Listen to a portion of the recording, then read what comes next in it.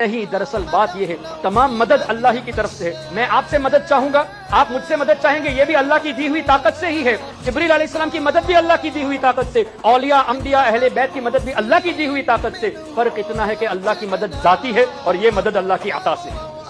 So this difference has to be understood۔ اب کوئی خالی یہ کہ نہیں اللہ کے سوا کوئی مدد نہیں کر سکتا، آیت کریمہ پیش کر دیا، ہم آیت کا انکار نہیں کرتے۔ وما لکم من دون اللہ من ولی ولا نصیر، اللہ نے فرمایا اللہ کے سوا تمہارا کوئی حامی و ناصر نہیں، کوئی مددگار نہیں اللہ کے سوا۔ We have to accept۔ اور اس آیت کو لے کے کہتے دیکھو حضور بھی مدد نہیں کر سکتے، غوث و خواجہ مدد نہیں کر سکتے، اس لیے کہ اللہ نے فرما دیا۔ تو آپ ان سے یہ پوچھے کیا اللہ نے یہ نہیں فرمایا قرآن میں انما ولیکم اللہ ورسولہ، بے شک اللہ تمہارا مددگار، اللہ کے رسول تمہارے مددگار۔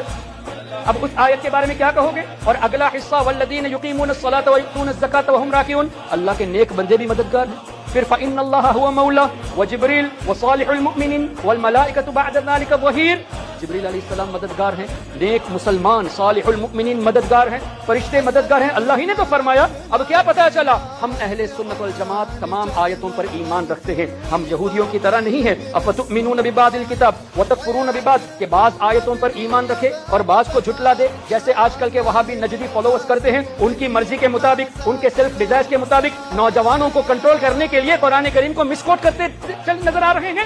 وہ کیا کرتے ہیں؟ صرف ان آیتوں کو پیش کرتے ہیں اور اس کو ایویڈنس کے طور پہ کہتے ہیں دیکھو اللہ نے نبیوں کو طاقت نہیں دی، جبکہ رب نے خود فرمایا میرے رسول مددگار ہیں۔ تو ہم اہل سنت والجماعت تمام آیتوں پر ایمان رکھتے ہیں، فرق بھی سمجھتے ہیں کہ اللہ کی مدد ذاتی ہے، نبیوں کی طرف سے جو مدد آتی ہے، فرشتوں کی طرف سے جو مدد آتی ہے وہ اللہ کی عطا سے ہے۔